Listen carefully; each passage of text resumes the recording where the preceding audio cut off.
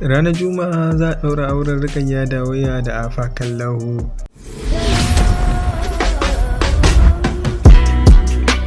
Cikin yadda Allah a satin nan za a sha bikin jarumar kuma furodusa Rukayya Umar Santa da shugaban hukumar tace fina-finai Ismail na Abba Afakallahu.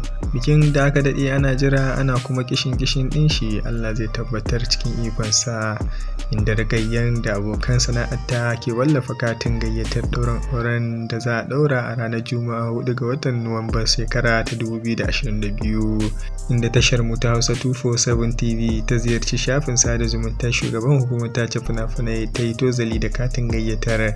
Za a ɗaura auren ne a masallacin Juma'ar unguwar Tishama da misalin karfe 2 na rana, da fatan Allah ya bada ikon zuwa ya kuma sa albarka a cikin auren ya bada zaman lafiya.